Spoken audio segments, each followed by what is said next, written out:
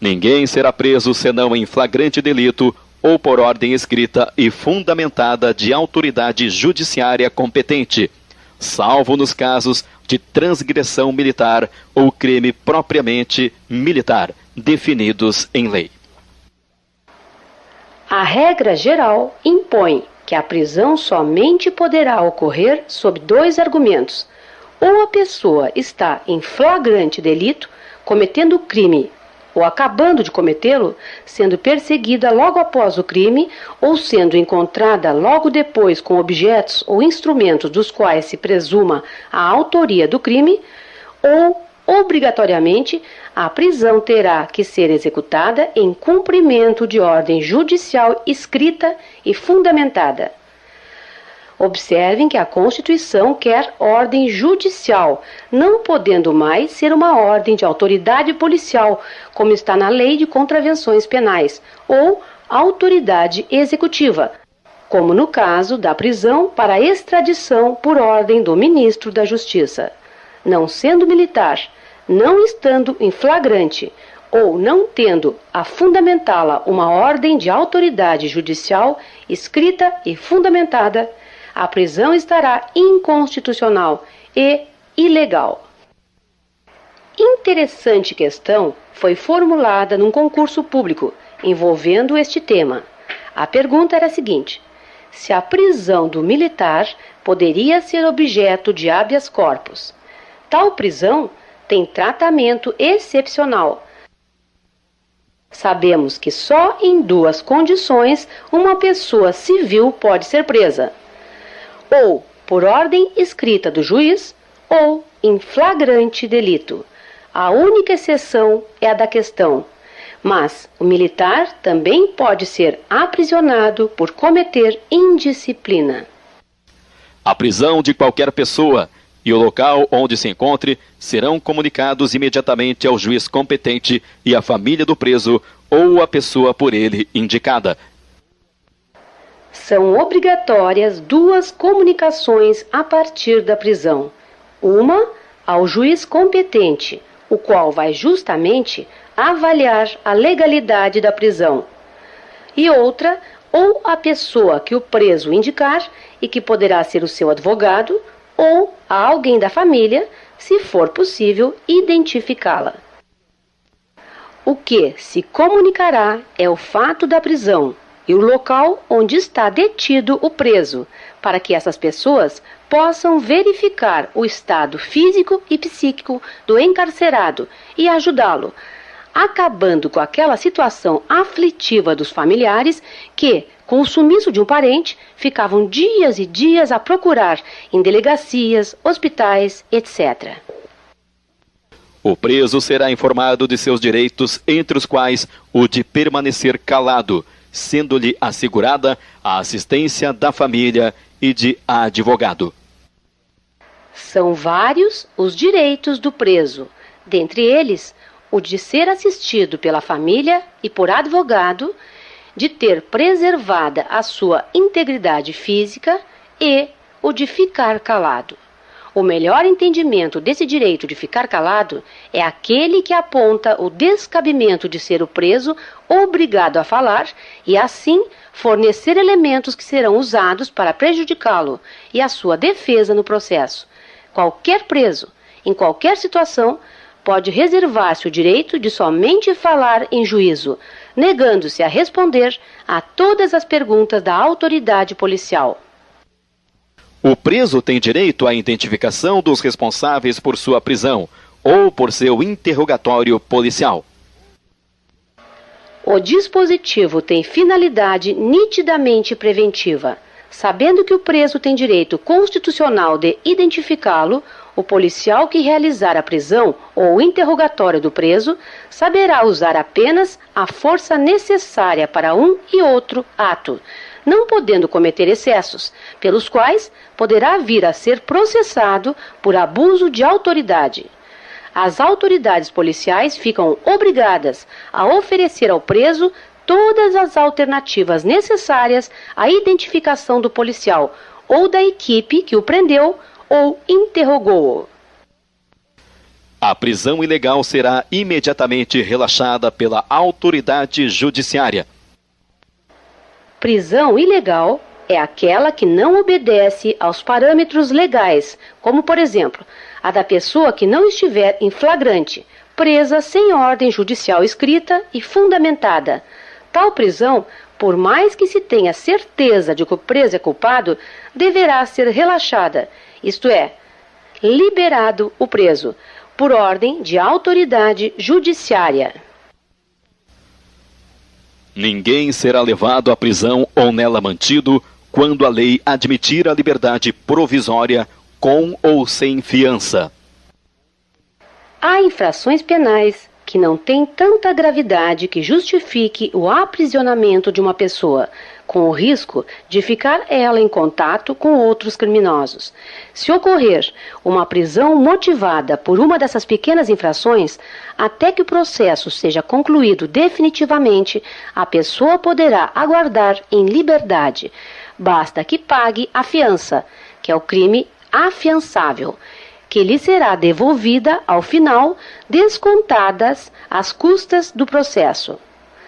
Arbitrar é fixar o valor dessa fiança. É um dever da autoridade policial, conforme o tipo de infração penal, e do juiz nas infrações um pouco mais graves. A liberdade provisória sem fiança é concedida aos presos que tenham ótima antecedência e façam por merecer o direito de aguardar seu julgamento em liberdade. Só o juiz pode conceder a liberdade provisória sem o pagamento de fiança. Delegado, nunca. Não haverá prisão civil por dívida, salvo a do responsável pelo inadimplemento voluntário e inexcusável de obrigação alimentícia e a do depositário infiel.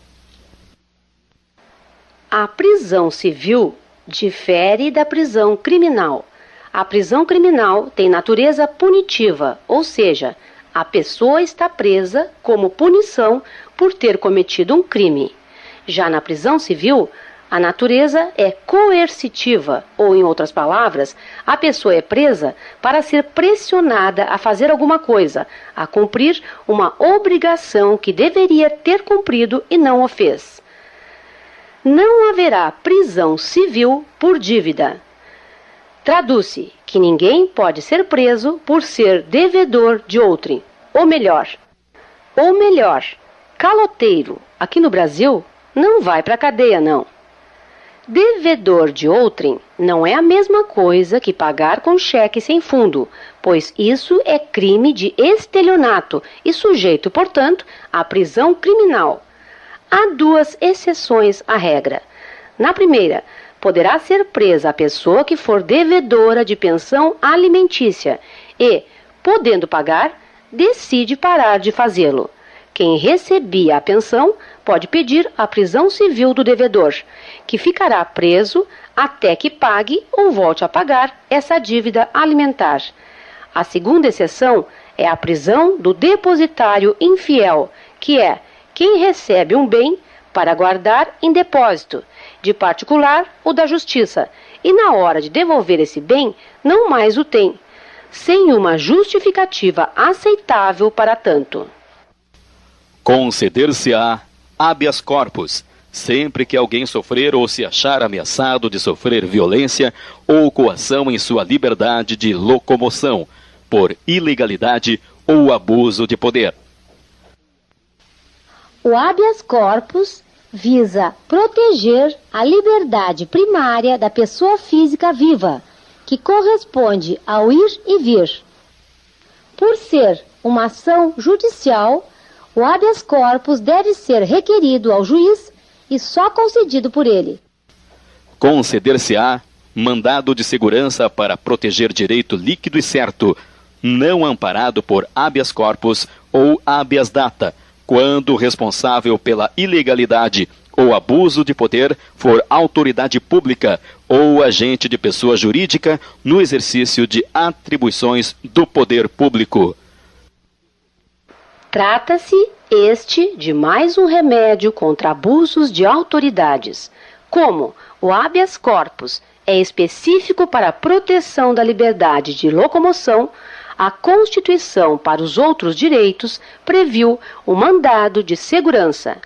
Tais outros direitos, porém, têm de ser líquidos, isto é, precisos, em seus contornos, em seus limites e em sua quantidade, e certos, isto é, indiscutíveis, definidos e reconhecidos sem maior questionamento. Enquanto, no habeas corpus, o procedimento é emergencial, no mandado de segurança, embora rápido, já não é tão urgente, pois o promotor de justiça deve sempre ser ouvido antes da decisão. No mais, é igual ao do habeas corpus, apenas precisando de advogado, que no habeas corpus não precisa. O mandado de segurança coletivo pode ser impetrado por partido político com representação no Congresso Nacional, organização sindical, entidade de classe ou associação legalmente constituída e em funcionamento há pelo menos 1 ano, em defesa dos interesses de seus membros ou associados. Este inciso trata da ação de mandado de segurança, cabível nas hipóteses vistas anteriormente, porém proposta por pessoas diferentes e não as efetivamente lesadas. Ao possibilitar o mandado de segurança impetrado por partidos políticos ou associações sindicais, reconheceu o legislador constituinte reivindicação antiga que veio facilitar a solução mais rápida e igualitária dos abusos do poder público. Conceder-se-á mandado de injunção sempre que a falta de norma regulamentadora torne inviável o exercício dos direitos e liberdades constitucionais e das prerrogativas inerentes à nacionalidade, à soberania e à cidadania. Como vimos, a Constituição concedeu-nos um grande número de direitos e garantias fundamentais à liberdade, e muitos desses direitos dependerão de regulamentação em lei a ser criada. O mandado de injunção é um remédio que a Constituição nos dá para que recorramos junto ao Judiciário, visando o reconhecimento desse nosso direito, e para que possamos exercitá-lo desde já, sem necessidade de esperarmos a tal lei que há de ser criada. Quando quisermos exercitar um desses nossos direitos constitucionais e alguém se recusar a reconhecê-los, alegando que ainda dependem de lei regulamentadora, não ficaremos mais parados à espera da boa vontade do Legislativo. E sim, impetraremos mandado de injunção, para que o Judiciário declare esse nosso direito e, desde já, possamos gozá-lo. Conceder-se-á habeas data para assegurar o conhecimento de informações relativas à pessoa do impetrante, constantes de registros ou bancos de dados de entidades governamentais ou de caráter público. Para a retificação de dados, quando não se prefira fazê-lo por processo sigiloso, judicial ou administrativo. O habeas data assegura o acesso a informações referentes à pessoa do impetrante, guardadas em bancos de dados governamentais ou de caráter público, e possibilita a retificação desses dados. É direito personalíssimo do titular dos dados, isto é, só pode ser exercido por este e sua interposição é gratuita. Uma pessoa, por exemplo, cujo nome por engano conste na relação de maus pagadores do serviço de proteção de crédito, poderá impetrar habeas data contra esta instituição para limpar o seu nome. Bancos de dados públicos são aqueles organizados e mantidos por entidades privadas para qualquer fim. São exemplos: o Serviço de Proteção ao Crédito e o Cadastro de Emitentes de Cheques Sem Fundos. importante saber duas coisas. Primeiro, que o impetrante, que é o autor da ação de habeas data, somente poderá usá-la para obter informações a seu respeito. Segundo, que a retificação pode ser feita de 3 maneiras: habeas data, processo administrativo sigiloso e processo judicial sigiloso. Qualquer cidadão é parte legítima para propor ação popular que vise a anular ato lesivo ao patrimônio público ou de entidade de que o Estado participe, à moralidade administrativa, ao meio ambiente e ao patrimônio histórico e cultural, ficando o autor, salvo comprovada má-fé, isento de custas judiciais e do ônus da sucumbência. O objetivo da ação popular não é outro senão o de anular um ato lesivo a bem constitucionalmente protegido, sendo estes apenas o patrimônio histórico e cultural, o patrimônio público, o meio ambiente e a moralidade pública. Esta última, um conceito muito amplo que dá extraordinário alcance à ação popular. Pode propor essa ação somente o cidadão, o que implica dizer que não é qualquer brasileiro que pode fazê-lo, mas apenas aquele ou aqueles detentores de direitos políticos, de capacidade eleitoral ativa ou ainda de poder de voto. Patrimônio público abrange o econômico, o histórico, o artístico, o cultural, o cívico e o comunitário. O autor da ação popular não será obrigado a pagar nem custas, nem ônus da sucumbência. Custas são todos os valores geralmente cobrados no curso de um processo judicial, como custas iniciais para autuação, honorários de peritos, tradutores e outros, porte de remessa e retorno de recurso e assim por diante. Ônus da sucumbência é o dever que a parte perdedora tem de pagar o advogado da parte vencedora. Porém, isso não será imposto ao autor da ação popular sempre que ele for derrotado, mas apenas quando derrotado ficar evidenciado que usou da ação popular de má-fé para fins não excusáveis, pessoais, vis ou baixos. Inciso 74. O Estado prestará assistência jurídica integral e gratuita aos que comprovarem insuficiência de recursos. A assistência jurídica integral e gratuita é prestada por um órgão criado pela própria Constituição, a Defensoria Pública, prevista no artigo 134, e cuja finalidade é propor e tocar as ações judiciais de interesse de pessoas que tenham insuficiência de recursos. Insuficiência de recursos para os fins deste inciso não é a situação de miserabilidade, mas sim a daquela pessoa que tem renda suficiente para manter-se, mas não pode desviar nenhum dinheiro dessa renda para custear um advogado e manter uma batalha judicial. Obviamente, também os miseráveis estão amparados. É para esses que existe a Defensoria Pública. O Estado indenizará o condenado por erro judiciário, assim como o que ficar preso além do tempo fixado na sentença. Trata-se aqui da indenização de ato judicial típico e não de ato administrativo realizado por autoridade judicial. E o ato judicial típico é a sentença, a decisão. Existem somente 2 fundamentos possíveis pelos quais se pode pedir indenização ao Estado por ato judicial. O primeiro é no caso de condenação por erro judiciário, por exemplo, de um irmão gêmeo ou de um homônimo. O segundo e último é o da prisão para além do tempo fixado na sentença. Ocorrendo qualquer dos 2 casos, o prejudicado entrará com uma ação civil de reparação de danos morais, materiais e à imagem contra o poder público.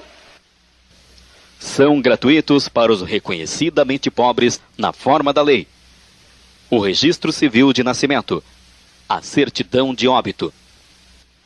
Trata-se aqui de 2 favores estatais, não a todos os que tenham insuficiência de recursos, mas apenas aos reconhecidamente pobres, aqueles em situação de miserabilidade. A estes, o Estado dará gratuitamente o registro civil de nascimento e a certidão de óbito. Reconhecidamente pobre é aquele que não tem renda suficiente sequer para prover a própria subsistência. São gratuitas as ações de habeas corpus e habeas data e, na forma da lei, os atos necessários ao exercício da cidadania. Habeas corpus e habeas data são, portanto, ações gratuitas, sem ônus de custas judiciais, o que absolutamente não significa dizer que o advogado escolhido pelo autor trabalhará de graça. A proibição de cobrar é fixada aqui, contra o Poder Judiciário, não contra os profissionais que atuam nessas ações. Por atos necessários ao exercício da cidadania, entenda-se a confecção de título de eleitor, carteira de trabalho e carteira de identidade, e o ato de votar. As normas definidoras dos direitos e garantias fundamentais têm aplicação imediata.